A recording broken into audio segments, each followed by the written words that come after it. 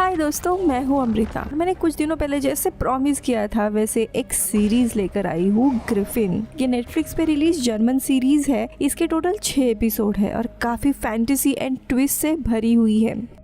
कहानी शुरू होती है 1984 में क्रेफेल्डॉन नाम के एक स्मॉल टाउन से। मार्क का 6th बर्थडे था, लेकिन जब वो नींद से उठता है तब उसे कुछ अजीब सी आवाजें आने लगती है। वो दीवार के पास जाकर आवाज सुनने की कोशिश करता है और अचानक से दीवार के उस तरफ से क्रीचर की गुर्राने की आवाज आने लगती है। उतने में ही उसके पिता कार्ल और भाई थॉमस वहां आते हैं और वो मार्क को वहां से लेकर भागने लगते हैं। कार्ल कहता है कि उसने हमें ढूंढ लिया है, हमें यहाँ से निकलना होगा। अभी किसकी बात कर रही है हमें जल्दी पता चलेगा। कार्ल फिर तिजोरी से क्रॉनिकल नाम की बुक थॉमस को देता है और बताता है कि हम यहाँ पे रुक नहीं सकते, वो स्टोन मॉन्स्टर को भेज सकता है। अगर मुझे कुछ भी हुआ तो थॉमस मार्क का ख्याल रखना। ये बोल के तीनों गाड़ी से निकलते हैं, लेकिन तभी कार्ल की वाइफ पेट्रा वहाँ आती है।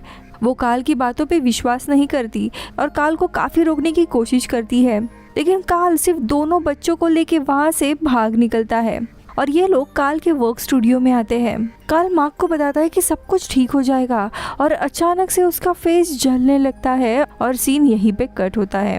अब कहानी कुछ साल आगे जाती है। साल था 1994। मार्क उस रात के डरावने याद से चीखते हुए उठता है।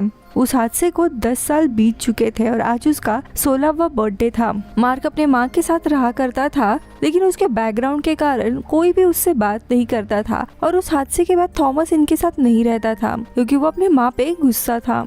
घर चलाने के लिए मैक्स ने थॉमस के साथ मिलकर म्यूजिक एल्बम की स्टोर भी ओपन की थी और स्टोर संभालने के लिए उन्होंने मेमो नाम के लड़के को रखा था। अब कॉलेज में मार्क के क्लास में बेकी नाम की एक स्टूडेंट आती है जो मार्क को काफी पसंद आती है। अब कॉलेज के बाद थॉमस मार्क से मिलता है और उसे बर्थडे विश करता है। जब ये लोग एल्बम स्टोर में आते हैं तब थॉमस मार्क को बर्थडे गिफ्ट देता है। गिफ्ट में वही क्रॉनिकल नाम की किताब थी जो 10 साल पहले उसके पिता ने थॉमस को दी थी। लेकिन ये देख मार्क को काफी गुस्सा आता है क्योंकि वो इन सारी चीजों से दूर जाना चाहता था। लेकिन थॉमस बताता है कि ये किताब उनके पूर्वजों की लेगेसी है और इस किताब में डार्क टावर इस जगह के बारे में बताया गया था और हमें पता चलता है कि हमारी दुनिया के अलावा एक और दूसरी दुनिया यानी एक दूसरी डायमेंशन है जिसे डार्क टावर कहा जाता है। वहाँ पे अलग अलग मॉन्स्टर, क्रीचर और इंसान रहते हैं। इस दुनिया को ग्रिफिन नाम का एक मॉन्स्टर कंट्रोल करता है जो कि काफी खतरनाक पावरफुल है, जिसको अब इस दुनिया में आना है। स्टार्टिंग में जब कार्ल बच्चों को बोल रहा था कि उसने हमें ढूंढ लिया है तो ग्रिफिन की ही बात कर रहा था। ग्रिफिन को रोकने का काम काफी सदियों से थॉमस की ही फैमिली किया करती थी और अब थॉमस और मार्क की बारी थी। इसके लिए थॉमस मार्क को ये सारी चीजें सिखाना चाहता था ताकि वक्त आने पर वो ग्रिफिन के साथ लड़ सके, लेकिन मार्क को इन बातों पे भरोसा नहीं था। अब काफी आर्ग्यूमेंट के बाद मार्क इस किताब को साइन करके पढ़ने के लिए रेडी होता है, लेकिन उसके कुछ कंडीशंस थी, जैसे कि थॉमस प्रूव करेगा कि डार्क टावर जैसी कोई जगह है और अपने माँ के साथ डिनर के लिए घर आएगा। अब थॉमस भी रेडी होता है, फिर मार्क उस किताब में साइन करता है, लेकिन साइन करते वक्त उसे धीरे धीरे कुछ विजन आने लगते हैं और वो गड़बड़ी में ये किताब लेकर घर आता है। अब रात में मार्क म्यूजिक एडिटिंग का काम कर रहा था, तभी उसे बार बार कुछ आवाजें सुनाई देती है और उसका ध्यान उस किताब पे जाने लगता है। इसीलिए फाइनली वो किताब पढ़ने लगता है। हम देखते हैं इस किताब में डार्क टावर इस डायमेंशन में जाने का रास्ता बताया था, वहाँ का ट्रैवल मैप भी था। डार्क टावर में अलग अलग सेक्शन थे। सबसे पहला था क्रॉस सेक्शन, फिर लोएस्ट प्लेन, मार्टिन कोट, सैंपल प्लेन और टॉप पे सेलेस्टियल प्लेन था और हमें वहाँ के अलग अलग क्रीचर्स के बारे में बताया जाता है। आगे हम haunt people, gargoyle, slave hunter, horn priest, इन क्रीचर की जानकारी दी जाती है। वहाँ होने वाले असॉल्ट और अत्याचार के बारे में भी लिखा था, जहाँ पे हॉर्न मॉन्स्टर्स और स्लेव हंटर नॉर्मल क्रीचर और इंसानों को मारा करते थे। बहुत ही खतरनाक तरीके से उन्हें टॉर्चर भी किया जाता था। फिर पेज आता है एक मेन विलेज का यानी कि ग्रिफिन का। ये आधा लायन और गरुड़ की तरह दिखता था। ग्रिफिन साइज में बहुत ही बड़ा था जो सेलेस्टियल लेयर में रहा करता था, लेकिन पूरे डार्क टावर में उसका राज चलता था। मैजिक से वो किसी भी स्टोन स्टेचू को जिंदा भी कर सकता था। ये सब जानकारी भयानक ड्राइंग के जरिए लिखी गई थी। अब मार्क ये सब कुछ देखकर बहुत ही डरने लगता है, इसीलिए वो किताब बंद करके वहाँ से उठता है। लेकिन वो जैसे ही उठता है वो सीधा डार्क टावर की जगह में टेलीपोर्ट हो जाता है। ये जगह काफी अजीब थी। आसपास जंगल जैसा इलाका था और बहुत बड़े बड़े पिलर थे जो सीधे आसमान तक जाते थे। गहरे बादलों के ऊपर छत जैसा स्ट्रक्चर बना था। मार्क रॉक से आसपास की जगह देखने लगता है। थोड़ी ही दूर पर एक हट थी। अब चलते हुए अनजाने में मार्क एक ट्रैप को टच करता है। इसके कारण हड्डियों से बना एक बेल बजने लगता है और इसके चलते हट से बहुत ही डरावने हॉर्न मॉन्स्टर चिल्लाते हुए बाहर आते हैं। उसे देख मार्क छुप जाता है। अब मॉन्स्टर आसपास देखते हैं और फिर एक जानवर को पकड़कर खाने लगते हैं, जिसके बाद वो हट में चले जाते हैं। अब मार्क डरते हुए पीछे जाने लगता है, लेकिन इस बार वो फिर से ट्रैप को टच करता है, जिससे वो बेल वापस से बजने लगता है। अब मॉन्स्टर का ध्यान मार्क पे आता है और वो उसको पकड़ने के लिए आने ही वाले थे। ये देखकर मार्क भागने लगता है, लेकिन थोड़ी दूर आके वो एक गड्ढे में गिरकर फंस जाता है। मार्क जोर जोर से चिल्लाने लगता है और तुरंत अपने बेडरूम में टेलीपोर्ट हो जाता है। अब मार्क को ये सब कुछ एक डरावना सपना लगता है। उसे नहीं पता था कि ये सारी चीज़ें सच हुई थी। खैर, अब अगले दिन वो कॉलेज जाता है, जहाँ पे हम देखते हैं बेकी की सारा और उसके बॉयफ्रेंड बेन के साथ दोस्ती हुई थी और दोनों भी बातें कर रहे थे। तभी वहाँ से मार्क गुजरता है और सारा बताती है कि इस लड़के से दूर रहना, ये बहुत ही गुस्सैल लड़का है और काफी वियर्ड है। लेकिन इस बात से बेकी मार्क को लेकर और भी क्यूरियस होने लगती है। यहाँ पे क्लास में हम देखते हैं एनिमल हंटिंग से रिलेटेड लेक्चर चल रहा था। उन एनिमल्स को शिकार करते देख मार्क को वापस से डार्क टावर का हेल्यूसिनेशन आने लगता है। कर मार्क लेक्चर छोड़कर वहाँ से निकल जाता है। उसे जाता देख बेकी बाहर आके मार्क से बात करने लगती है और इससे सारा, मार्क और बेकी की भी दोस्ती होती है। खैर, कुछ समय के बाद मार्क उसे बाय बोल के निकल जाता है और सीधे अपने थेरेपिस्ट डॉक्टर के पास मिलने जाता है। वो डॉक्टर को उस डार्क टावर और वहाँ के मॉन्स्टर्स के बारे में बताता है, लेकिन डॉक्टर उस पे भरोसा नहीं करते। सो अपना लास्ट सेशन खत्म करके मार्क अपने स्टोर में आता है और थॉमस को किताब वापस करता है, ये बताते हुए कि ये काफी बकवास किताब है।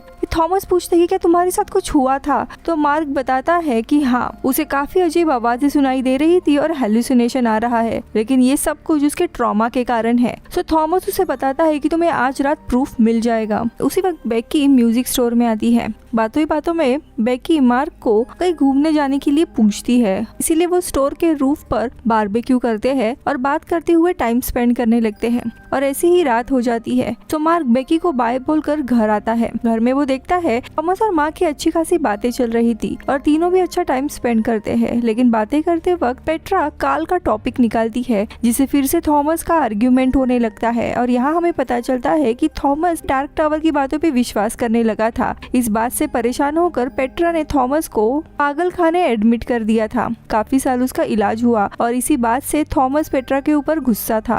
अब थॉमस खाना छोड़ के बाहर आता है और मार्क को प्रूफ दिखाने के लिए लेकर जाता है। थॉमस मार्क को उसके पिता के पुराने स्टूडियो लेकर आता है। ये वही सिमेट्री थी जहाँ 10 साल पहले वो इंसिडेंट हुआ था।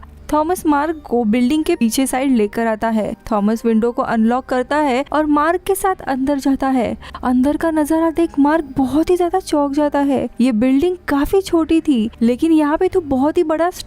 थॉमस बताता है कि ये सीक्रेट जगह है और सिर्फ हम ज़ाइबरमैन ही यहाँ पे आ सकते हैं। इस जगह को उनके पूर्वजों ने बनाया था और मैजिकली प्रोटेक्टेड है। यहाँ थॉमस मार्क को एक बॉक्स दिखाता है। थॉमस बताता है कि उस रात पिताजी यही ढूंढने के लिए यहाँ पे आए थे। मार्क जब बॉक्स को चेक करता है तो अचानक से उस बॉक्स से नीडल निकलती है और मार्क के फिंगर में लगती है। खून आने लगता है। जैसे ही ये नीडल अंदर जाता है, पीछे से एक छोटा खुफिया चेम्बर ओपन होता है। चेम्बर के अंदर वही लॉर्ड टूल रखा हुआ था। थॉमस बताता है कि ये एक वेपन है। मार्क जैसे ही हाथ आगे करता है, वो लॉट अपने आप उसके हाथ की तरफ खींचा चला आता है और उसके हाथ में सांप की तरह लपटने लगता है।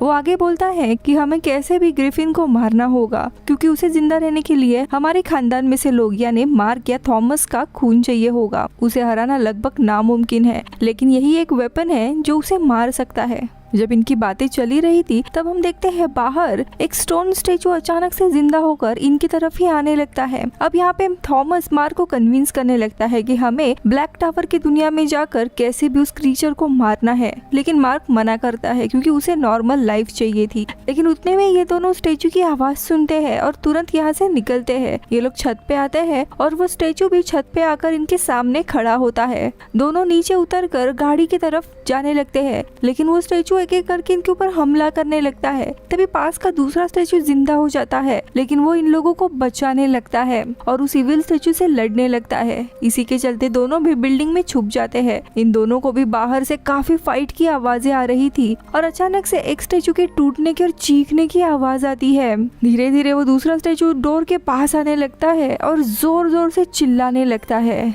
और इसी के साथ ये एपिसोड खत्म होता है। वीडियो में आगे बढ़ने से पहले दोस्तों, आप हॉलीवुड एक्सप्लेन इन हिंदी यानी इस चैनल को सपोर्ट कर सकते हो मेंबरशिप ज्वाइन करके जस्ट फॉर 29 रुपीज में, या फिर वीडियो को सुपर थैंक्स भी दे सकते हो। Thank you so much. अब कहानी देखते हैं।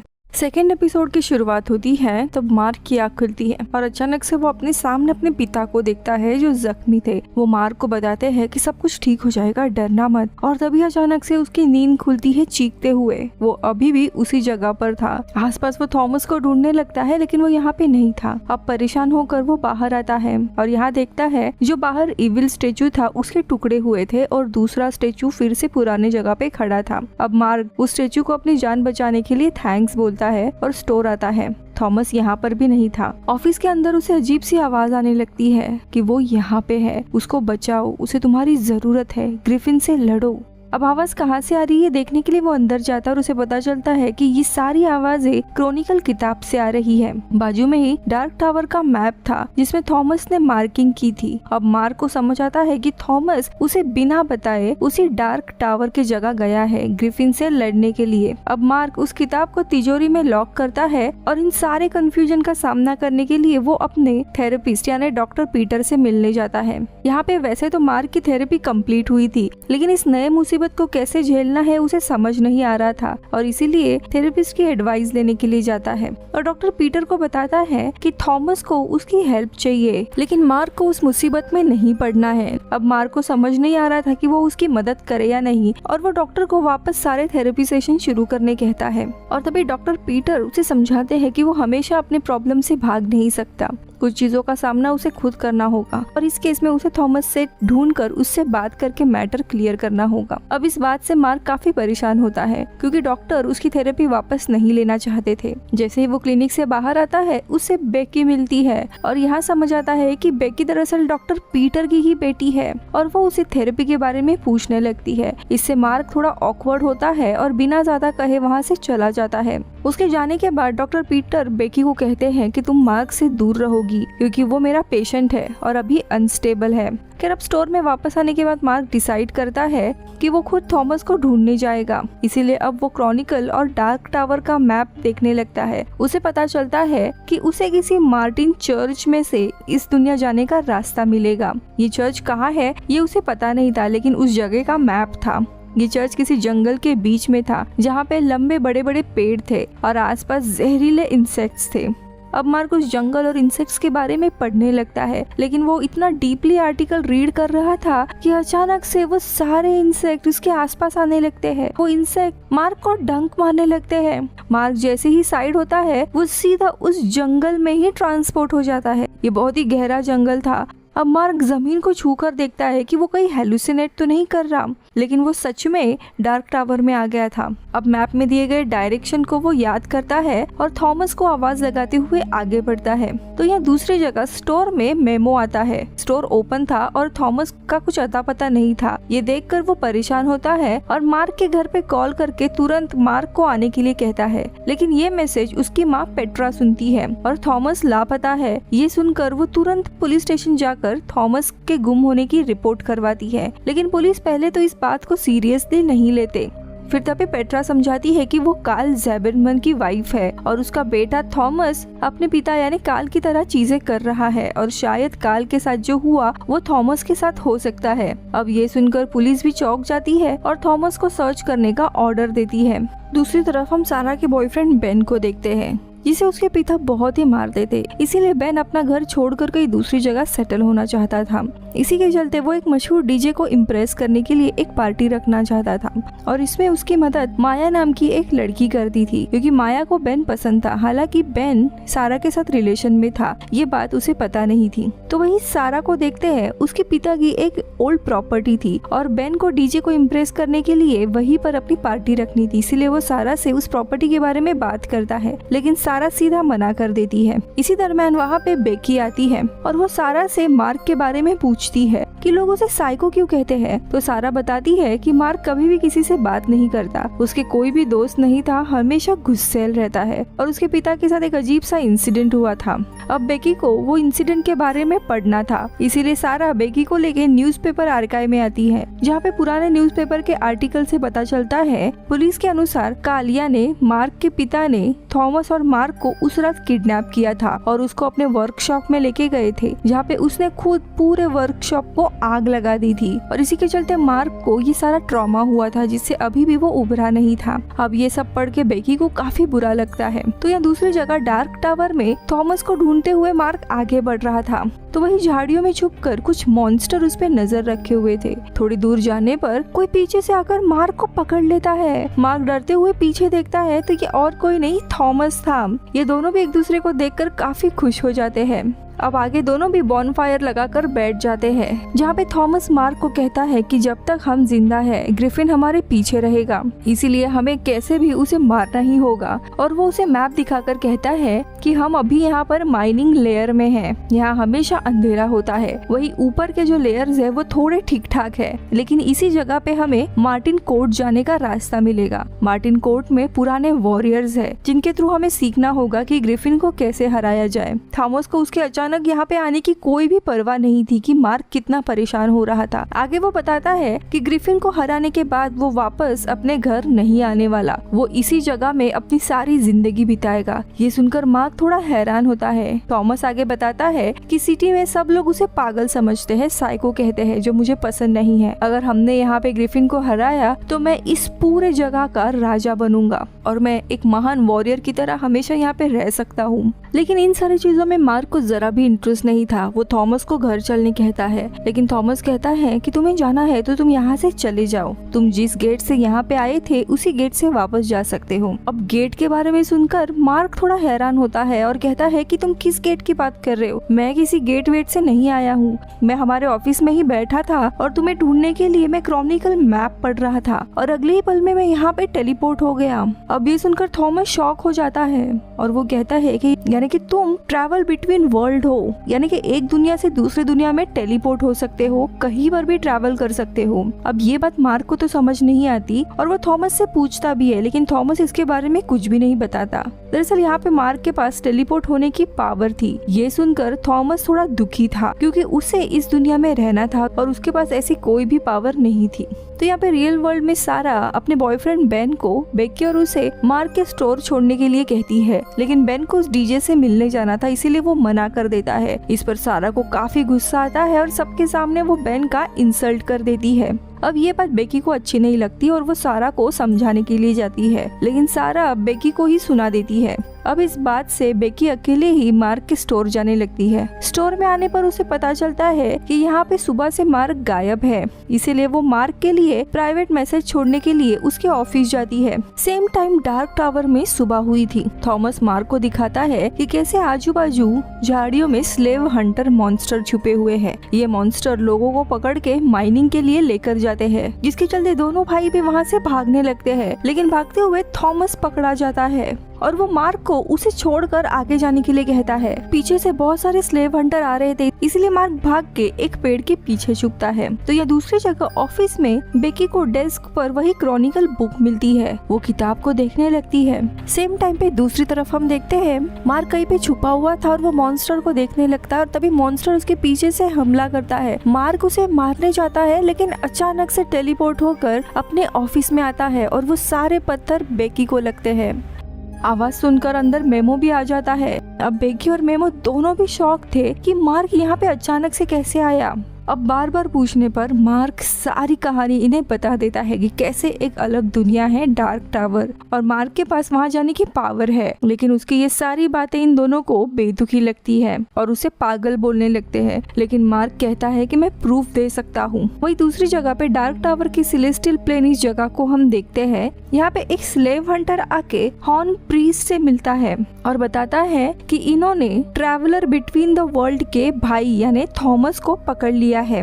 इस बात से प्रीस्ट खुश होता है और वो थॉमस को स्लेव के काम में डालने के लिए कहता है। मार्क बेकी और मेमो को स्टूडियो लाता है, जहाँ पे सबसे पहले वो इविल स्टेचू को दिखाता है और कहता है कि पिछले रात इसने हम पे हमला किया था और उसी दूसरे स्टेचू ने उसे बचाया है। आगे वो बिल्डिंग के ऊपर चढ़कर उसी विंडो से उस लार्ज स्टोर रूम में उन्हें दिखाने के लिए लाता है, लेकिन यहाँ पे अब कोई भी लार्ज स्टोर रूम नहीं था, वो बहुत ही छोटी रूम थी। ये देखकर मार्क भी हैरान होता है। ये इसीलिए हुआ था क्योंकि उस रूम में सिर्फ मार्क और थॉमस ही आ सकते हैं। अब ये देख बेकी और मेमो दोनों को भी लगता है कि मार्क सच में हेलुसिनेट कर रहा है और उसे कोई बीमारी है, बट दोनों ऐसा बोलते देख मार्क को गुस्सा आने लगता और बेकी और मेमो वहाँ से निकल जाते हैं। लेकिन मार्क अभी भी गुस्से के कारण आउट ऑफ कंट्रोल होने लगता है और जोर जोर से चीखने लगता है। लेकिन इसके कारण वहाँ सेलेस्टियल प्लेन में स्टोन स्ट्रक्चर में बहुत ही भूकंप आने लगते हैं। प्रीस्ट के सामने थ्रोन था और उसके पीछे की बहुत बड़ी वॉल हिलने लगती है।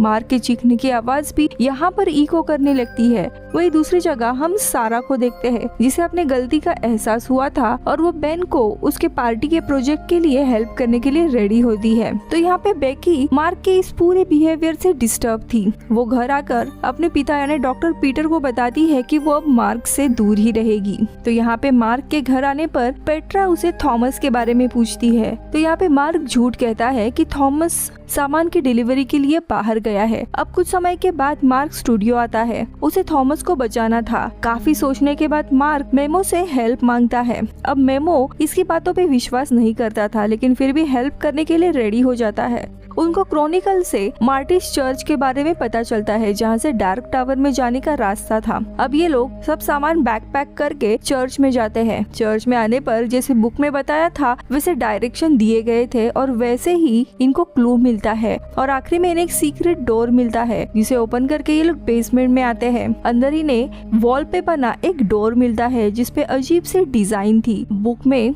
डोर को ओपन करने का इंस्ट्रक्शन दिए हुए थे। मार्क जैसे ही स्टेप बाय स्टेप इन प्लैनेट्स के पत्थर को प्रेस करता है, धीरे धीरे वो डोर ओपन होने लगता है। इस सिटी में तो रात थी, लेकिन डोर के दूसरी तरफ पूरा उजाला था। मेमो ये सब कुछ देखकर हैरान था। वो आगे देखने लगता है और उसे रियलाइज होता है कि इस दुनिया में वो ठीक से चल सकता है और उसे चश्मे की भी जरूरत नहीं है। वो खुशी के मारे नाचने लगता है, लेकिन इतने में ही वो डोर लॉक हो जाता है और साइड ओपन करने का तरीका उन्हें पता नहीं था। अब ये दोनों भी फंस चुके थे।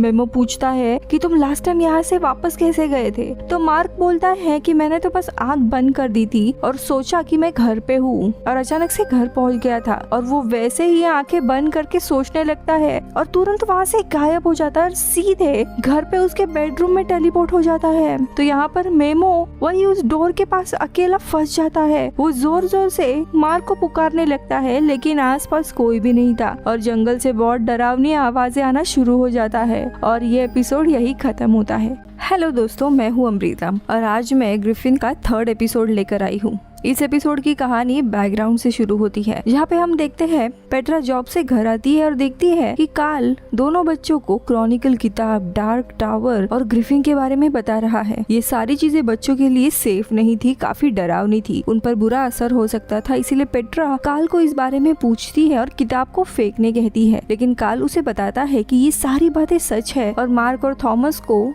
ये सारी चीजें जानना जरूरी है। फिर वो पेट्रा को डार्क टावर के बारे में समझाने लगता है, लेकिन पेट्रा को ये सारी चीजें फेक लग रही थी। उसे लगने लगता है कि कार्ल की दिमागी हालत ठीक नहीं है और इसीलिए उनका रिलेशन भी खराब होने लगता है। अब प्रेजेंट में हम देखते हैं मार्क अचानक से टेलीपोर्ट होकर अपने बेडरूम में आता है और मेमो वहीं पर रह गया था। वो जोर जोर से चिल्लाने लगता है, मार्क को आवाज लगाने लगता है, लेकिन आसपास कोई नहीं था। तो यहाँ पर मार्क क्रॉनिकल खोल के गेट के बारे में इंफॉर्मेशन ढूंढने लगता है और फिर से आंख बंद करके उसी जगह जाने का ट्राई करता है, लेकिन उतने में ही वहाँ पे पेट्रा आती है और मार्क को थॉमस के बारे में पूछती है कि थॉमस ने अभी तक कॉल नहीं किया, क्या तुम सच में उसके साथ थे? तो मार्क बताता है कि वो उसी के साथ था और वो स्टोर में ही है, कल सुबह कॉल करेगा। तभी पेट्रा की नजर उस बुक पर जाती है और वो तुरंत किताब लेने जाती है, लेकिन मार्क गुस्से में उससे किताब छीन लेता और कहता है कि ये मेरी किताब है। अब मार्क ये किताब पढ़ रहा था, ये देख पेट्रा काफी टेंस हो जाती है कि कहीं थॉमस और कार्ल की तरह ये भी पागल ना हो जाए, और तभी मार्क बैग पैक करने के लिए लगता है। ये देखकर पेट्रा सीधा रूम में उसे लॉक कर देती है।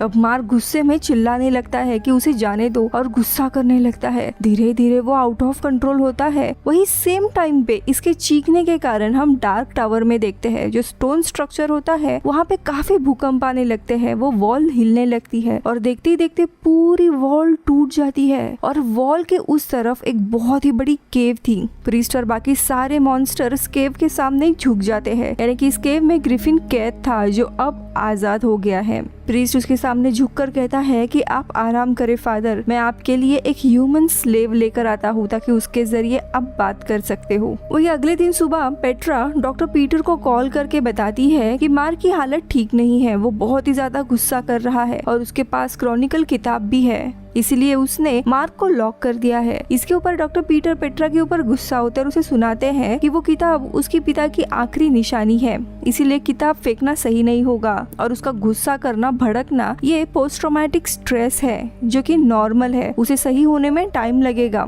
और उसे मार्क को छोड़ने के लिए कहते हैं। अब पेट्रा को टेंशन था कि मार्क भी अपने पिता की तरह ही हो जाएगा, लेकिन डॉक्टर उसे काफी समझाते हैं कि अभी फिलहाल के लिए मार्क को जाने दे और वो मार्क को जाने देती है। अब मार्क सीधा वहाँ से चर्च आता है और सीक्रेट डोर ओपन करके सीधा डार्क टावर इस दुनिया में आता है और अपने आसपास मेमो को ढूंढने लगता है, लेकिन मेमो वहाँ पे नहीं था।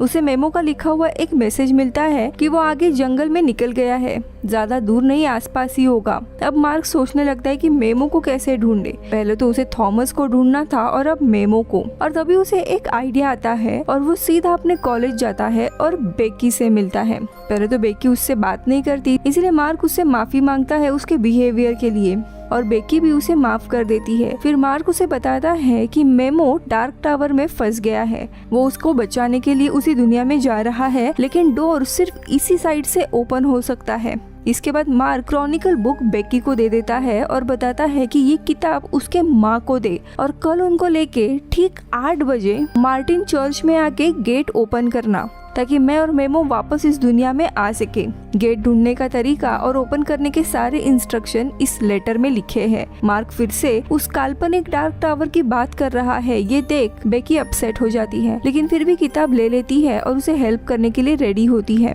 फिर मार्क चर्च जाता है और गेट ओपन करके डार्क टावर में आ जाता है। फाइनली काफी चलने के बाद वो एक टॉप हिल पे आ जाता है। वहाँ पे पूरे डार्क टावर का नजारा उसे दिखता है। दूर दूर तक टेरेंस थे, नीचे काफी घने घने जंगल थे और बहुत दूर बड़े बड़े पिलर्स थे जो आसमान तक जाते थे। मार्क ने अपने साथ 2 स्पीकर लाए हुए थे, वो उसमें लाउड म्यूजिक लगाने लगता है ताकि मेमो को एक सिग्नल मिलकर वो भी हील पे आ जाए, लेकिन ये आवाज हील के नीचे खड़े स्लेव हंटर सुन लेते हैं और उसके पीछे आने लगते हैं। वही डार्क टावर में हम देखते हैं स्लेव हंटर ने काफी लोगों को पकड़ के रखा था और यहाँ पे प्रीस्ट इन लोगों में से किसी एक को ग्रिफिन की आवाज के लिए चुन रहा था, लेकिन कोई भी परफेक्ट नहीं था और इस प्रोसेस में काफी लोगों की जान भी जाती है। तभी प्रीस्ट को डैनिश नाम का एक लड़का मिलता है। अब डैनिश इनसे डील करता है कि वो इनके साथ जाएगा और हमेशा वफादार रहेगा। इसके बदले में उसके परिवार को ऊपर ग्रास लेवल में मार्टिन कोड में जिंदा छोड़ दे। अब प्रीस्ट भी रेडी होता है और उसके परिवार को छोड़कर बाकी सारे लोगों को मारने के ऑर्डर देता है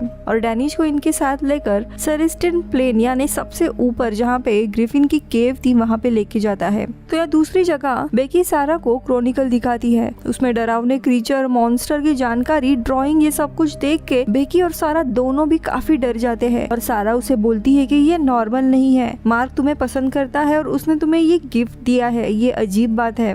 इसके पहले कि कुछ गलत हो जाए हमें मार्क के माँ को इसके बारे में बताना होगा, लेकिन बेकी उसे रोकती है। वो मार्क को एक चांस देना चाहती थी, अगर वो सच बोल रहा है तो ये जगह और मॉन्स्टर रियल हो सकते हैं। अब प्रूव करने के लिए इनको एक छोटा सा एक्सपेरिमेंट करना था।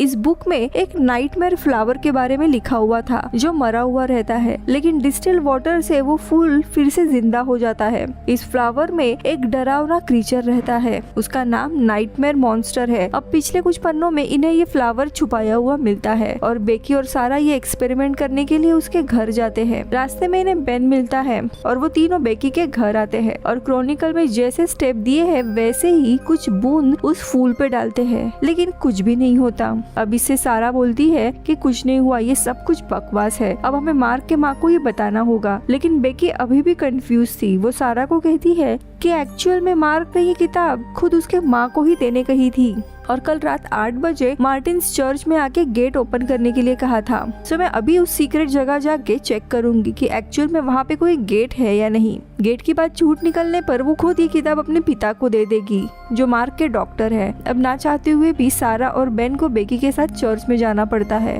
और ये लोग उस फूल को एक ग्लास में डाल देते हैं। डार्क टावर में हम देखते हैं प्रिंस डैनिश को एक थ्रोन पे बिठा देता है। अभी थ्रोन के पीछे जो केव थी उससे ग्रिफिन के बड़े बड़े डरावने हाथ बाहर आते हैं जिसमें काफी बड़े बड़े नाखून निकले हुए थे और हाथ पूरा काला था। देखते ही देखते वो अपनी उंगलियां डैनिश के पीठ में घुसा देता है। डैनिश तड़पने लगता है और अचानक से वो ग्रिफिन के कंट्रोल में आ जाता है और ग्रिफिन उसके जरिए बात करने लगता है। दूसरी जगह मार्क हिल पे छुपा हुआ था और वहाँ पे काफी सारे स्लेव हंटर आते हैं और मार्क का स्पीकर देखने लगते हैं और तभी उन्हें मार्क छुपा हुआ दिखता है और सब उसके पीछे जाते हैं। वही मार्क पीछे जंगल में भाग रहा होता है और तभी अचानक से उसके सामने एक इंसान आ जाता है जिसने अपना चेहरा और बॉडी छुपा के रखी हुई थी। वो मार्क के पास आके उसके फेस पे कुछ लिक्विड लगाता है और सेम लिक्विड आसपास के पेड़ों में भी लगाता है और फिर इशारों में उसे फॉलो करने कहता है। ये लोग कुछ पत्थरों के नीचे छुप जाते हैं और तभी सारे हंटर इन्हें आसपास ढूंढने लगते हैं लेकिन वो इन्हें ढूंढ नहीं पाते और लौट जाते हैं। अब इनके जाने के बाद मार्क उस इंसान को थैंक्स कहता है और पूछता है कि क्या वो उसकी भाषा समझ सकता है। इस पर जवाब आता है, बेवकूफ, मैं तुम्हारी भाषा बोल सकता हूँ। और वो मास्क निकालता और हम देखते हैं ये और कोई नहीं मेमो था जो कि काफी अलग दिख रहा था। उसके कपड़े अलग थे, उसकी बियर्ड आ गई थी और बड़े बड़े बाल थे। मार्क उससे पूछता है कि एक दिन में तुम्हारी इतनी बड़ी दाढ़ी और बाल कैसे बढ़ गए। तो मेमो कहता है, एक दिन? अरे भाई 3 हफ्ते हुए हैं मुझे यहाँ ट्रैप होके।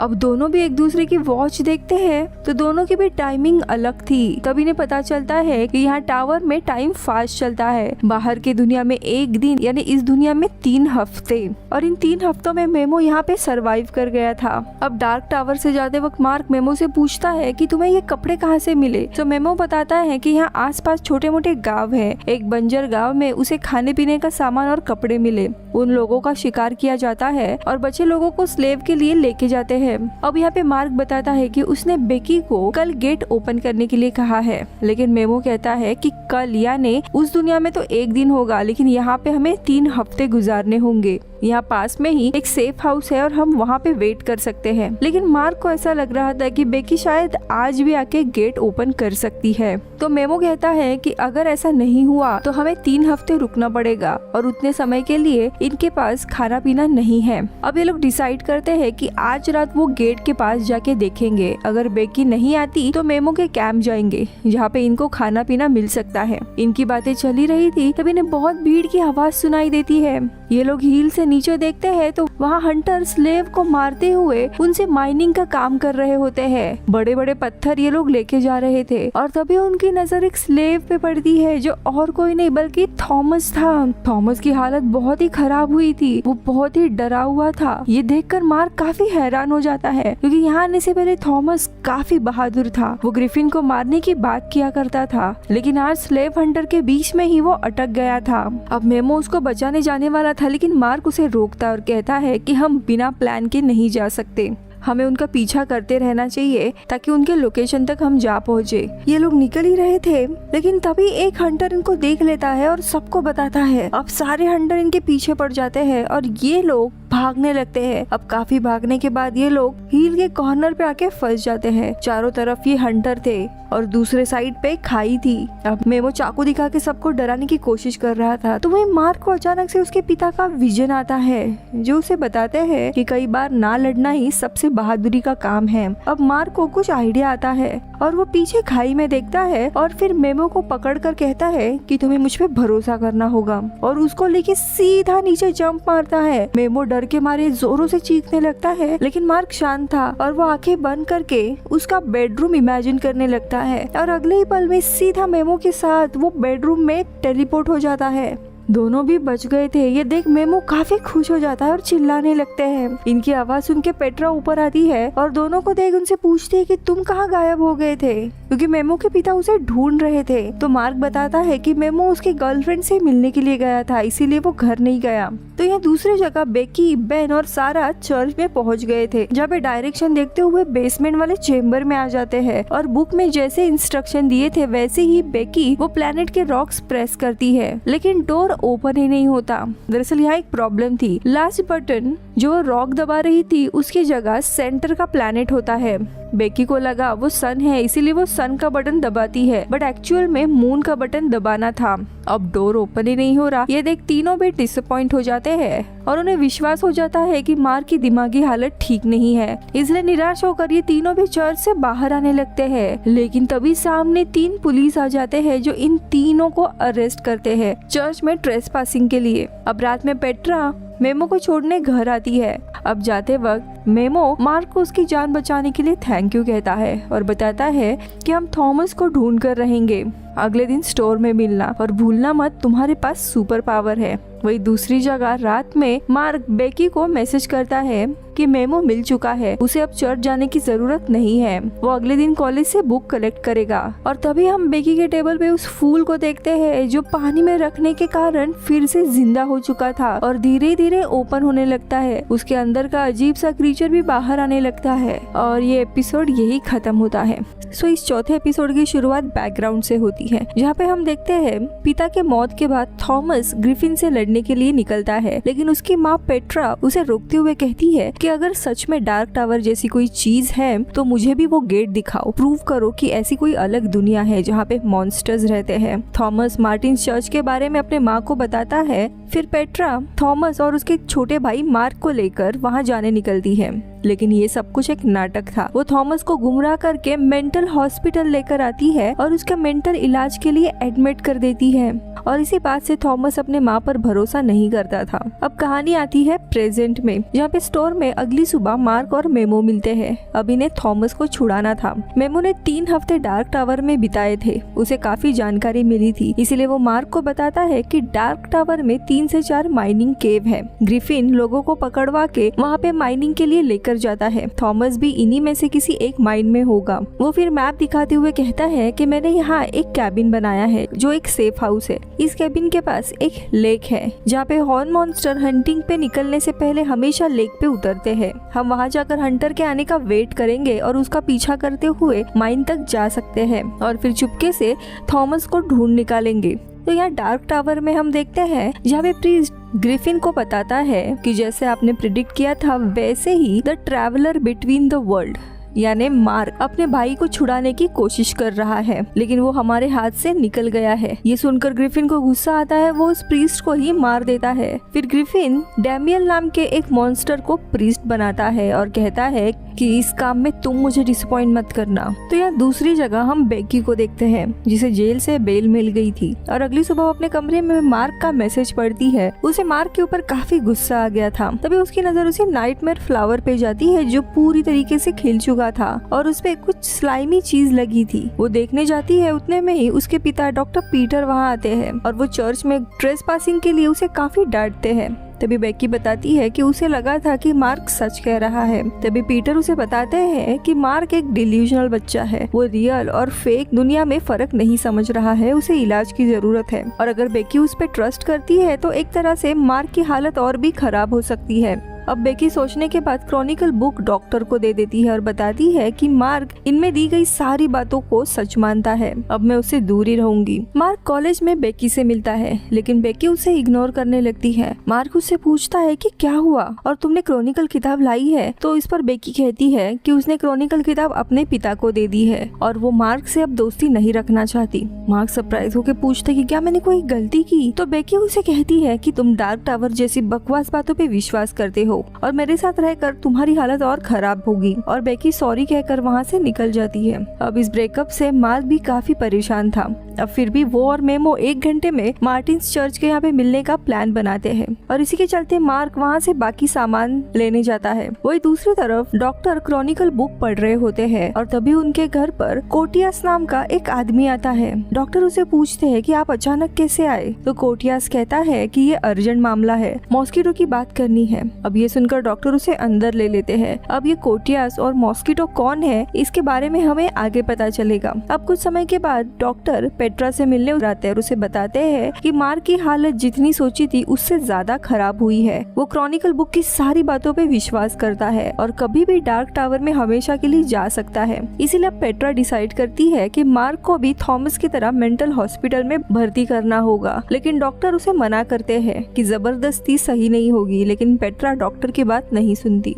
तो यहाँ पर घर पे मार्क सारा सामान पैक करने के लिए निकलता है, लेकिन तभी पेट्रा उसे बातों में उलझाए रखती है और उतने में ही हॉस्पिटल के लोग वहाँ पे आते हैं। उनको देख मार्क भागने की कोशिश करता है, लेकिन वो सभी लोग उसे पकड़ लेते हैं और इंजेक्शन लगाने ही वाले थे, लेकिन तभी मार्क अग्रेसिव होके वहाँ से भाग निकलता है। तो यहाँ पे चर्च में मेमो काफी समय तक उसका इंतजार कर रहा था। अब मार्क कैसे तैसे भागते हुए वहाँ पर आकर उसे सारी चीजें बता देता है और जल्दी से दोनों बेसमेंट में जाने लगते हैं। लेकिन पेट्रा ने हॉस्पिटल वालों को इस चर्च के बारे में बता दिया था, इसीलिए वे लोग भी वहाँ पे आने लगते हैं। जब मार्क और मेमो जा रहे थे तभी हॉस्पिटल के लोग आके मार्क को पकड़ लेते हैं और इस बार उसे इंजेक्शन लगाने ही वाले होते हैं, लेकिन तभी वहाँ पे एक नकाबपोश आदमी आकर उन सारे लोगों को मारने लगता है। अब यही मौका देख मेमो और मार्क बेसमेंट के जरिए डार्क टावर में चले जाते हैं। यहाँ पे ये अनजान आदमी मेन डॉक्टर को इतना मारता है कि उसकी वहीं पर मौत हो जाती है। फिर वो आदमी चर्च से बाहर आता है और अपना मास्क निकालता है। वो पूरी तरीके से मार्क की तरह दिख रहा था। पेट्रा वैन में बैठकर ये सारी चीजें देख लेती है। अंदर का नजारा देख उसके होश उड़ जाते हैं और उसे लगता है कि ये सब कुछ मार्क ने ही किया है। यह मार्क और मेमो आगे बढ़ रहे थे, उन्हें समझ नहीं आता कि वो बंदा कौन था। अब ये लोग आगे बढ़ रहे थे और तभी मेमो इसे 3 हफ्ते यहाँ पे कैसे बिताए उसके बारे में बता रहा था। वो कहता है कि यहाँ पे रह के उसने बहुत ही मजेदार फाइटिंग करना सीखा है और वो ठीक तरीके से चल भी सकता है और चश्मे की भी जरूरत नहीं है, इसीलिए उसको ये जगह काफी पसंद है। लेकिन मार्क उसे बताता है कि डार्क टावर एक माया जाल है, वो लोगों को जो चाहिए वो देता है, लेकिन इसकी बड़ी सी कीमत भी हो सकती है, वो लोगों को अंदर से बदल देता है। तो मेमो उसे समझाता है कि सोचो कि अगर मुझ में इतनी इम्प्रूवमेंट हुई है तो तुम्हारे पास तो सुपर पावर है, तुम कितने शक्तिशाली बनोगे। अब ऐसे ही बातें करते वक्त ये लोग आगे बढ़ रहे थे और काफी समय चलने के बाद एक जगह पे रेस्ट करने के लिए रुकते हैं। तो यह दूसरी जगह डॉक्टर बेकी को बताता है मार्क ने कुछ लोगों को मार दिया है। अब ये बात सुनकर बेकी को विश्वास ही नहीं होता और तभी डॉक्टर बताते हैं उसके माँ ने खुद देखा है, चर्च में लोग उसे पकड़ने के लिए गए थे और वो पूरी तरीके से पागल होके उसी ने लोगों को मार दिया है। डॉक्टर बेकी को घर में ही रहने के लिए कहते हैं और खुद पुलिस से मिलने के लिए जाते हैं। यहाँ पे बेकी ये खबर सुन के पूरी तरीके से टूट जाती है, पूरी रोने लगती है। तो यहाँ पे चर्च में डॉक्टर पेट्रा से मिलते हैं। पेट्रा काफी रो रही थी और कहती है कि मुझे आपकी बात माननी चाहिए थी, मुझे हॉस्पिटल वालों को नहीं बुलाना चाहिए था। आज मेरी गलती के कारण मैंने अपने आखिरी बेटे को भी खो दिया है। डॉक्टर उसे काफी समझाते हैं। इसके बाद वो अंदर जाते हैं। पुलिस उनसे पूछते हैं मार्क आपका पेशेंट था, क्या तुम्हें लगता है कि सच में मार्क किसी का खून कर सकता है? तो डॉक्टर जवाब देते हैं कि हाँ, वो मेंटली अनस्टेबल था, काल्पनिक बातों पे विश्वास करता था और किसी का भी मर्डर कर सकता है।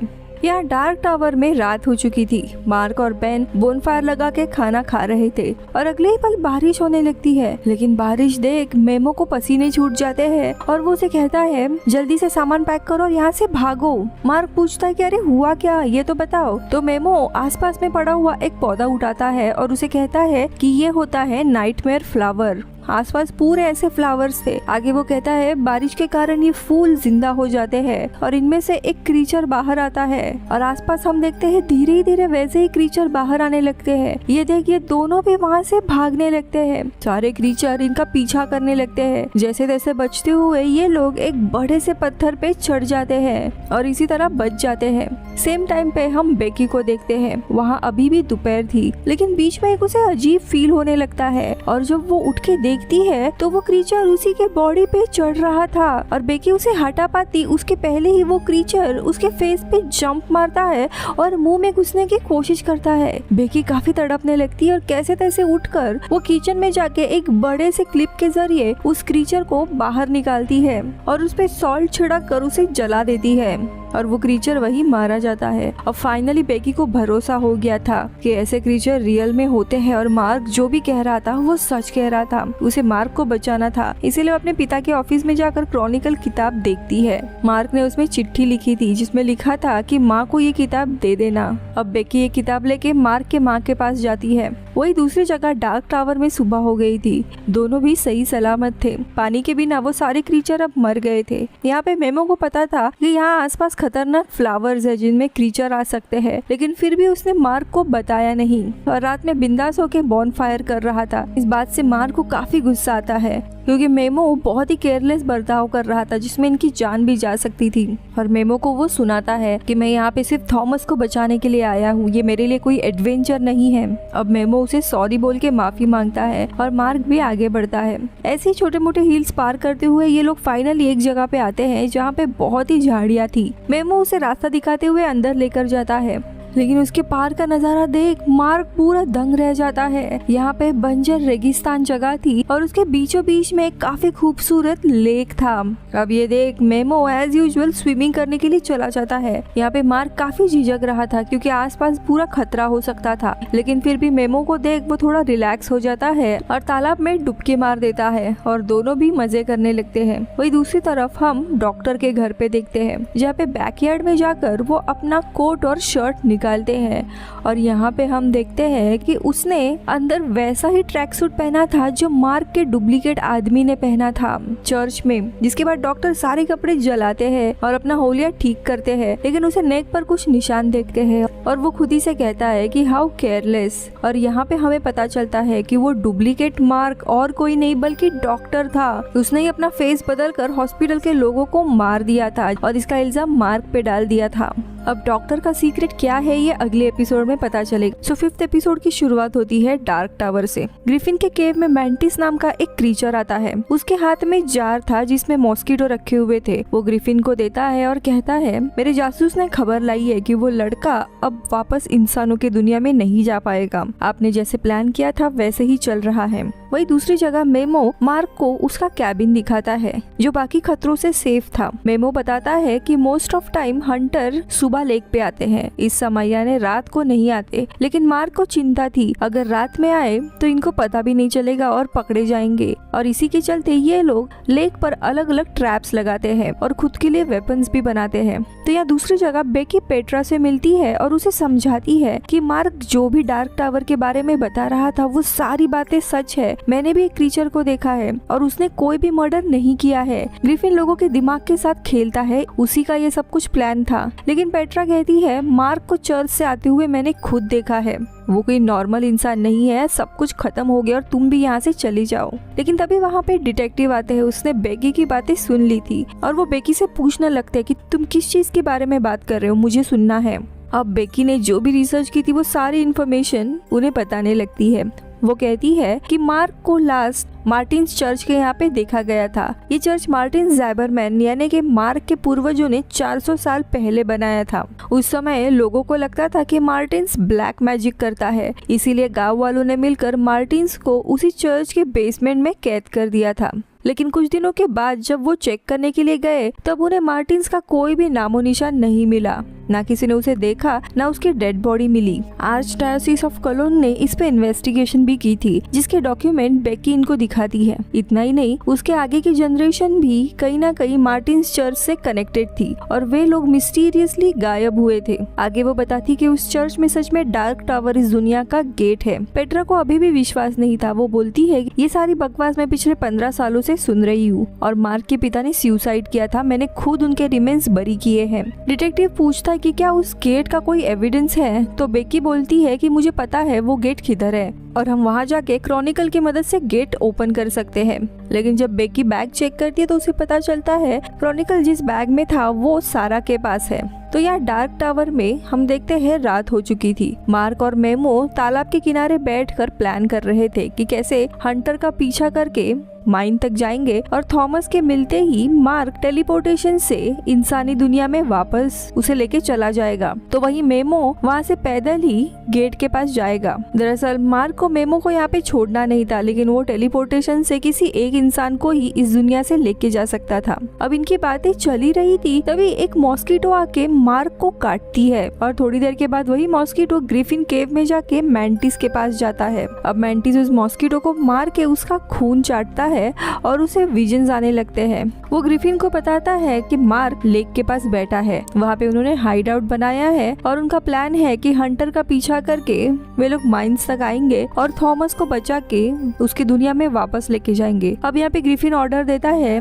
कि किसी को भेज कर उनके ऊपर नजर रखो और इंसानी दुनिया में जो तुम्हारा साथी है उसे बोलो कि वहाँ पे कुछ गड़बड़ नहीं होनी चाहिए। अब यहाँ पे मैंटिस का एक साथी इनविजिबल होके कैबिन आता है और वो दोनों को देखता है, जिसके बाद मार्क का सामान चेक करने लगता है। अब यहाँ पे मार्क कैबिन में आकर देखता है कि उसका सारा सामान बिखरा पड़ा हुआ था, तो वो गुस्सा होने लगता है, लेकिन मेमो बताता है कि जरूरी किसी जानवर का काम होगा। दूसरी जगह बेकी सारा के घर जाती है, लेकिन सारा बहुत ही दुखी थी क्योंकि उसका और बेन का ब्रेकअप हो गया था और उसके पेरेंट्स ने अब बेन से ना मिलने के लिए उसे कहा था, वरना उसे बोर्डिंग स्कूल भेज दिया जाएगा। लेकिन तभी बेकी उसे पूछती है कि वो बैग कहाँ है जिसमें वो किताब थी, तो वो बताती है कि वो बैग अब बेन के पास है, जहाँ पे अब पार्टी चल रही थी। और इसी के चलते बेकी, पेट्रा और वो डिटेक्टिव पार्टी में जाते हैं बैग लेने के लिए। तो यहाँ डार्क टावर में अब सुबह हुई थी और ये लोग टेलीपोर्टेशन इम्प्रूव करने का तरीका ढूंढ रहे थे। मार्क ने अब तक 3 बार टेलीपोर्टेशन ट्राई किया था, लेकिन हर बार वो फेल हुआ था। वो बताता है कि तीनों टाइम पे वो काफी डरा हुआ था और शायद डरने के कारण टेलीपोर्टेशन हुआ ही नहीं।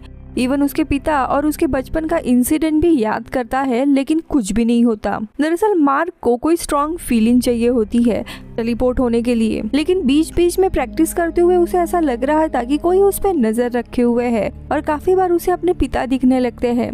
तो मेमो उसे सुझाव देता है कि उसकी जो फीलिंग्स है डर की, जो उसके पिता के साथ हुआ था, उन सारी चीजों से उसे भागना नहीं चाहिए, उन्हें फेस करना चाहिए ताकि इन सारी चीजों को वो पावरफुली यूज करे। तो यहाँ इस दुनिया में हम देखते हैं रात में डॉक्टर से मिलने के लिए कोटियास आता है और वो बताता है कि मार्क डार्क टावर में पहुंच गया है और अब वो पूरा रेडी हो रहा है और सब कुछ प्लान के अनुसार हो रहा है। सो डॉक्टर उससे कहते हैं कि हाँ, अगर आज मार्क रेडी है तो ये सारी चीजें मेरे कारण ही हुई है, मैंने ही उसे काउंसलिंग के जरिए काबिल बनाया, फिर बेकी से इंट्रोड्यूस करवाया और उनका ब्रेकअप भी किया, जिससे मार्क और गुस्सेल और हार्ट ब्रोकन हुआ और इसी का फायदा उठाकर ग्रिफिन आज आजाद हुआ है। जिसके बाद मैंने ही उन हॉस्पिटल के लोगों को मारा और इल्जाम मार्क के ऊपर डाला है। मैंने ये सब कुछ काम किया है, इसकी जानकारी तुम ग्रिफिन तक पहुंचाओ, क्योंकि मैं बाकी लोगों की तरह कठपुतली नहीं हूँ और मुझे और इस दुनिया में नहीं सड़ना है। कोटियास बोलता है कि तुम्हारा मैसेज मैं ग्रिफिन तक पहुंचाऊंगा। इसके बाद कोटियास के जाने के बाद डॉक्टर बेकी को देखने के लिए जाते हैं, लेकिन उसे पता चलता है कि बेकी अपने रूम में ही नहीं है।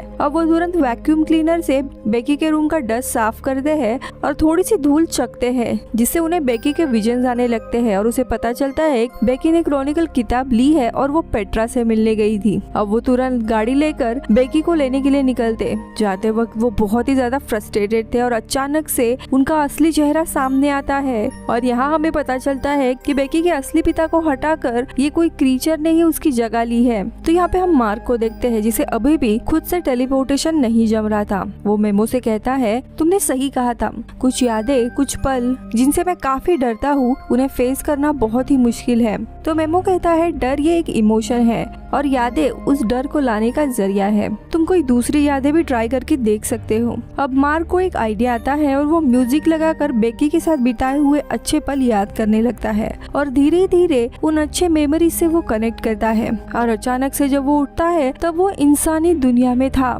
यानी कि उसका टेलीपोर्टेशन काम कर गया था। इस बात से वो काफी खुश होता है। अब थोड़े समय के बाद वो वापस डार्क टावर में आता है। वो मेमो को बताता है कि अब वो जब चाहे तब टेलीपोर्ट कर सकता है। अब यहाँ पे बेकी, पेट्रा और डिटेक्टिव बेन के पार्टी में आते हैं। यहाँ पे बेकी बेन को सारा के कंडीशन के बारे में बताती है, लेकिन बेन सारा के ऊपर गुस्सा था क्योंकि उन दोनों का भी अभी ब्रेकअप हो गया था और इतना ड्रंक था कि वो बेकी को ही किस कर लेता है। उतने में ही माया इनको देखकर गुस्सा होती है और इनका फोटो खींचती है। अब यहाँ पे बेकी बेन को चिल्लाती है और उसे थप्पड़ मार के वहाँ से जाने लगती है और बैग में उसे क्रॉनिकल मिलती है, लेकिन किसी ने क्रॉनिकल के ऊपर पूरा बियर गिरा दिया था। अब किताब पूरी गीली हो गई थी और जब वो किताब ओपन करती है तब उसमें रखा नाइटमेयर फ्लावर पूरा फूल चुका था और आसपास पूरा स्लाइम था, यानी कि उसमें से वो क्रीचर बाहर निकल गया था। अब बेकी तुरंत सॉल्ट लेके उस क्रीचर को ढूंढने जाती है। तो यहाँ दूसरी जगह रात में मार्क को फिर से हेलुसिनेशन आने लगते हैं। उसे किसी की आवाज सुनाई देती है और जब वो बाहर आता है तो उसे उसके पिता दिखाई देते हैं जो उसे डरा रहे थे। पहले तो उसे लगता है कि उसका वहम है, लेकिन फिर उसके पिता उसका हाथ पकड़ते हैं और मार्क का हाथ जलने लगता है, इसलिए वो भागने लगता है। तभी मेमो वहाँ पे आकर पूछता है कि क्या हुआ। तो मार्क उसे बताता है कि यहाँ पे कोई है जो उसके दिमाग से खेल रहा है, लेकिन मेमो को यकीन नहीं आता। मार्क उसे अपना हाथ भी दिखाता है, लेकिन अभी उसके हाथ में कोई भी जख्म नहीं थी। वही दूसरी जगह पे हम देखते हैं पार्टी में डॉक्टर भी आ पहुंचते हैं। तो यहाँ दूसरी जगह माया अब बेन के ऊपर गुस्सा होती है और वो जाने लगती है, लेकिन बेन उसे रोकता है। तो माया उसे वो किस वाला फोटो दिखाती है। तो बेन कहता है कि वो ड्रंक था इसीलिए गलती से ये हो गया। अब माया रोने लगती है और फाइनली बता देती है कि वो उसे पसंद करती है। अब बेन को ये पता लगने पर थोड़ा बुरा लगता है और उसे वो हक करता है। अब हक करते वक्त अचानक से पीछे अजीब सी आवाज आने लगती है और देखते देखते वो क्रीचर आकर माया को पकड़ लेता है। अब बेन ये नजारा देखकर बहुत ही डर के वहाँ से भाग जाता है। अब थोड़ी देर के बाद वहाँ पे बेकी आती है और वो देखती है कि माया जख्मी हालत में थी। वो तुरंत एम्बुलेंस को कॉल करती है। उतने में ही उसके पिता यानी डॉक्टर पीटर वहाँ पे आते हैं। तो बेकी माया के बारे में बताती है, लेकिन डॉक्टर बेकी को सीधा हिप्नोटाइज करते हैं और चुपचाप उसके साथ चलने के लिए कहते हैं। तो वही बाहर पेट्रा और डिटेक्टिव बेकी का वेट कर रहे थे, लेकिन तभी वो क्रीचर आकर लोगों को मारने लगता है। पूरी जगह भागदौड़ मच जाती है। डिटेक्टिव उस क्रीचर के ऊपर फायरिंग करने लगता है, लेकिन निशाना नहीं लगता। उल्टा वो क्रीचर अब डिटेक्टिव के ऊपर हमला करने आता है, जिससे उसकी गन पेट्रा की तरफ गिरती है। अब पेट्रा उसकी गन लेती है, सीधे उस क्रीचर के हेड पर गोलियां मारने लगती है और देखते ही देखते वो क्रीचर मारा जाता है। अब जाके पेट्रा को भरोसा हो गया था कि उसके बच्चे और पति जो कह रहा था वो सच था। उतने में ही डॉक्टर भागकर बाहर आते हैं और पूरा सीन देखने के बाद वो एक इल्यूजन क्रिएट करते हैं, जिससे वो क्रीचर भालू में कन्वर्ट हो जाता है, जिससे अब पार्टी में आए हुए लोगों को लगने लगता है कि यहाँ पे किसी भालू ने ही हमला किया था। लेकिन डिटेक्टिव और पेट्रा उन्होंने क्लोजली उस क्रीचर को देखा था और अब सामने भालू की लाश है। ये देखकर वो समझ जाते हैं कि कुछ तो सीरियस गड़बड़ है। अब यहाँ पे डॉक्टर बेकी को लेके घर निकल जाता है। तो यहाँ पे डार्क टावर में हम देखते हैं सुबह हो चुकी थी। मेमो मछलियाँ पकड़ रहा था। ये अजीब सी मछलियाँ इंसानी आवाज में चिल्ला रही थी, लेकिन इतने आवाज के कारण मार्क इरिटेट होकर नींद से उठता है। वो देखता है कि पूरी रात पर यहाँ रहने के बावजूद कोई हंटर आया ही नहीं है, यानी थॉमस को अब ये लोग बचा नहीं सकते। इसीलिए उसे मेमो के ऊपर गुस्सा आने लगता है और इन दोनों की बातों ही बातों में झगड़ा होने लगता है।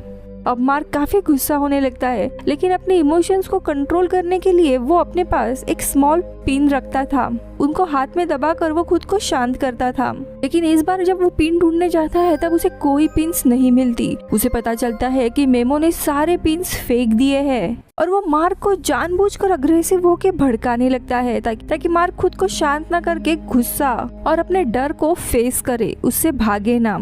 इसलिए मेमो जानबूझकर मार्क के पिता का टॉपिक निकालता है और उसे बचपन की इंसिडेंट की याद दिलाता है। और यहाँ पे हम बैकग्राउंड में जाते हैं कि उस दिन आखिरकार हुआ क्या था। यहाँ पे थॉमस और कार्ल दरअसल स्टूडियो को आग लगाने के लिए गए होते हैं ताकि किसी को भी गेट के बारे में पता न चले। और मार्क गाड़ी में बैठा हुआ था, लेकिन वो काफी डर जाता है और अपने भाई थॉमस को बुलाने लगता है, जिससे इन लोगों का आग लगाने का काम अधूरा रह जाता है और कार्ल को अकेले ही आग लगानी पड़ती है। लेकिन उतने में ही पुलिस वहाँ पे आ जाते हैं। इस गड़बड़ी में कार्ल खुद ही आग की चपेट में आ जाता है।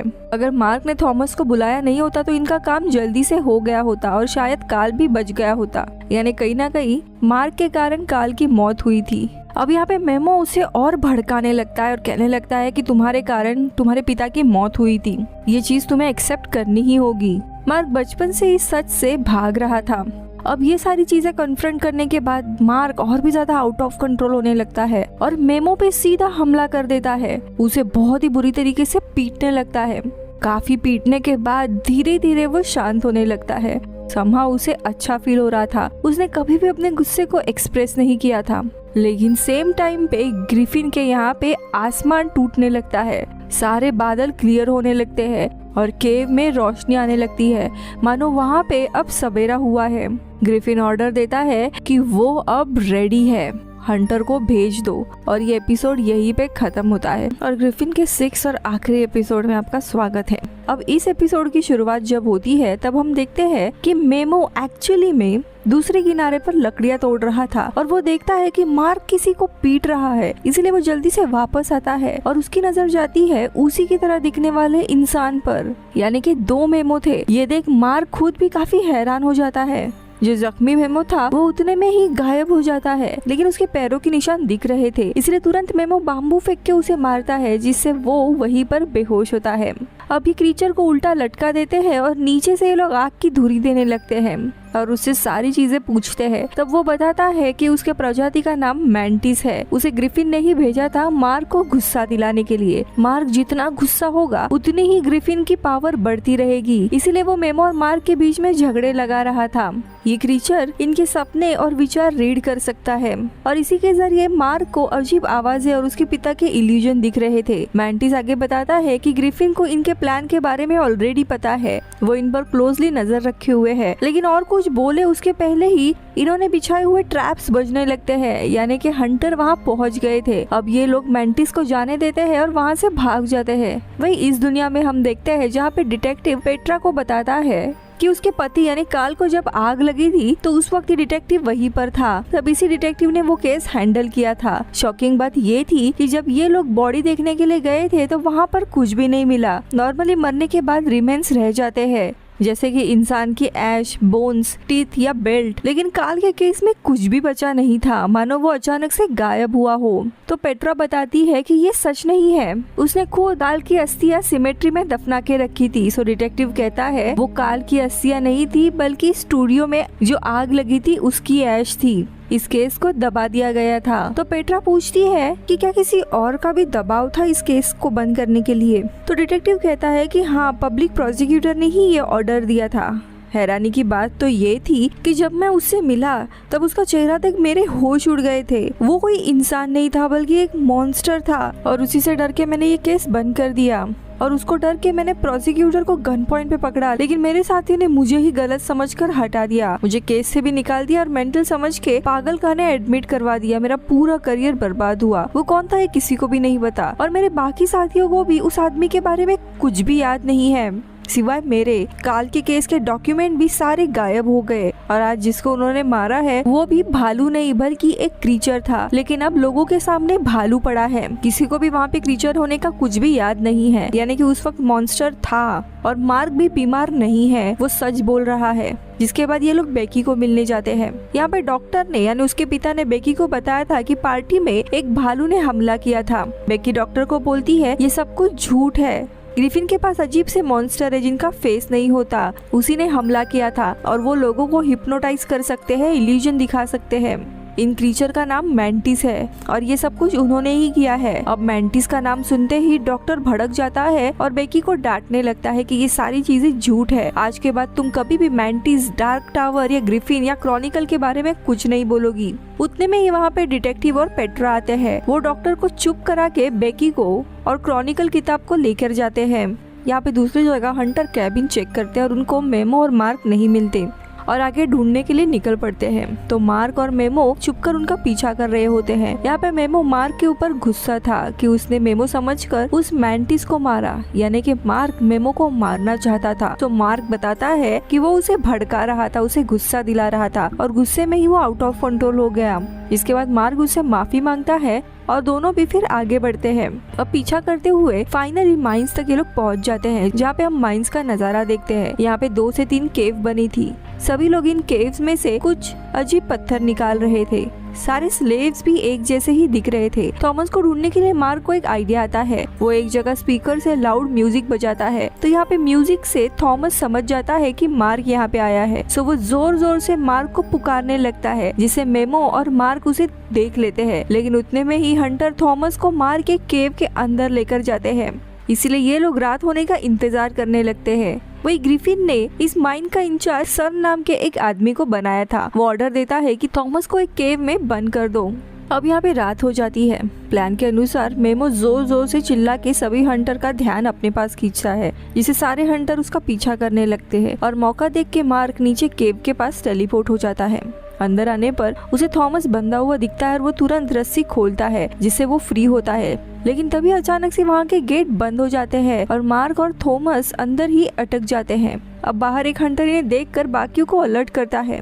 ये दोनों भी एक दूसरे को देख के काफी खुश थे। जिसके बाद अब मार्क टेलीपोर्ट होने की कोशिश करता है, लेकिन उसकी पावर यहाँ पे काम ही नहीं कर रही थी। अब थॉमस आसपास देखता है और उसे समझ आता है सभी जगह पर तार मोड़ लगाया है।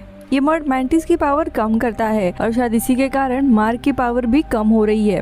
अब दोनों को भी टेंशन होता है कि सारे हंटर कभी भी आ सकते हैं। यहाँ पे थॉमस मार्क को लॉर्ड दिखाते हुए कहता है, ये लोग मेरे बहाने तुम्हें पकड़ना चाहते हैं ताकि ग्रिफिन तुमसे लड़े और मार दे। अगर वो तुम्हें मार देता है तो तुम्हारी सारी पावर उसे मिल जाएगी, जिससे वो आसानी से किसी भी दुनिया में टेलीपोर्ट हो सकता है और उन दुनिया को भी डार्क टावर की तरह अपने कंट्रोल में करेगा।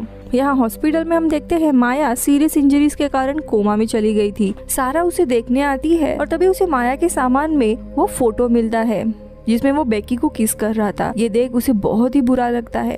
वही दूसरी तरफ डार्क टावर में मेमो भी हंटर से भाग रहा होता है। अब भागते हुए वो एक जगह जाकर छुप जाता है, लेकिन हंटर उसे पकड़ लेते हैं और उनकी लड़ाई होती है। इसी में एक हंटर उसे पकड़कर उसकी उंगलियां ही काट देता है। अब मेमो दर्द के मारे बहुत ही ज्यादा चीखने लगता है और कैसे तैसे वहाँ से भाग जाता है। अब यहाँ पे केव में हम देखते हैं थॉमस लॉर्ड वेपन को लेके खुद ही हंटर से लड़ने की बात करता है, लेकिन तभी मार्क उससे वो वेपन ले लेता है और इसे इस्तेमाल करने की कोशिश करता है। मार्क के हाथ में वो वेपन आते ही वो अपने आप ही उस वेपन को कंट्रोल करने के लिए लगता है। अब लॉर्ड यानी कि वो वेपन उसे एक डायरेक्शन बताता है, जिसके बाद वो उस वेपन को घुमाकर उसी डायरेक्शन में फेंकता है और हम देखते हैं कि वेपन उस वॉल में घुसकर उसे पूरी तरीके से तोड़ देता है।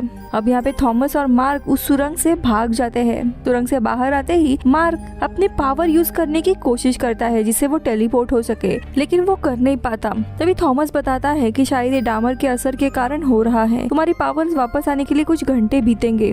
अब यहाँ से कैसे भी भागना था और उन्हें सामने घोड़ा गाड़ी मिलती है और ये दोनों भी गेट की तरफ जाने निकलते हैं। लेकिन तभी मार्क बताता है कि इस दुनिया का गेट हम इस तरफ से ओपन नहीं कर पाए। तो थॉमस कहता है कि ये लॉर्ड यानी कि जो वेपन है वो की एंड लॉक की तरह ही काम करता है, इससे गेट ओपन हो सकता है। अब ये घोड़ा गाड़ी लेके निकल ही रहे थे कि तभी जख्मी हालत में मेमो वहाँ पे आ जाता है। वो पहले तो मार्क को अलर्ट करता है कि पीछे हंटर पड़े हैं। अब मार्क उस हंटर पर लॉर्ड वेपन फेंक के मारता है। लॉर्ड एक बुलेट की तरह उस हंटर के आर पार चला जाता है और वो वहीं पर मारा जाता है। यहाँ पे हम देखते हैं मार्क को उसे मार के बहुत ही अजीब सी खुशी हो रही थी, एक सेटिस्फेक्शन आ रहा था। खैर अब ये तीनों भी वहाँ से भाग जाते हैं। यहाँ पे ये बात ग्रिफिन तक पहुँच जाती है कि मार्क वापस से भाग गया है, जो सुन के ग्रिफिन बहुत ही गुस्सा हो जाता है। अब वो पहली बार केव से बाहर आने लगता है। उसका बड़ा डरावना रूप देखकर सारे मॉन्स्टर डर जाते हैं कि कहीं ग्रिफिन उन सबको न मार दे। लेकिन हम देखते हैं ग्रिफिन बाहर आकर तुरंत वहाँ से उड़कर मार्क को पकड़ने के लिए जाता है। यहाँ पे हम सेलेस्टियन प्लेन का पूरा नजारा देखते हैं। अब ग्रिफिन उड़ते हुए इस लेयर से नीचे वाले लेयर में जाता है।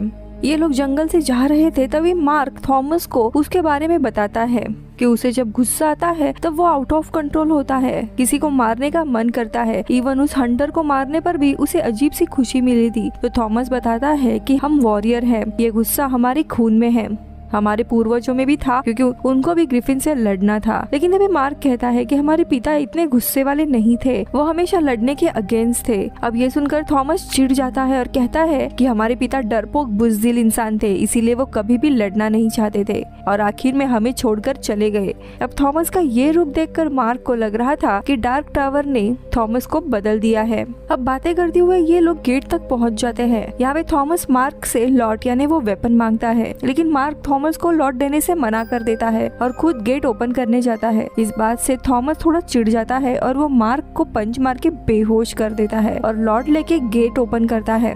वो लॉट को की होल में डालता है, लेकिन गेट ओपन ही नहीं होता। हम देखते हैं वॉल पे बड़े से नाखूनों से खरोचा गया था। थॉमस समझ जाता है कि ये ग्रिफिन ने किया है और तभी हम देखते हैं ग्रिफिन को जो जोर जोर से चिल्लाते हुए, पंख फड़फड़ाते हुए ऊपर उड़ रहा था। वो उस थ्रोन पर्सन को नीचे फेंक देता है और हम बैकग्राउंड में थॉमस की चीखने की आवाज सुनते हैं और ये शॉट यहीं पे खत्म होता है। अब थोड़े समय के बाद जब मार्क की आँख खुलती है तब आसपास गहरा कोहरा था।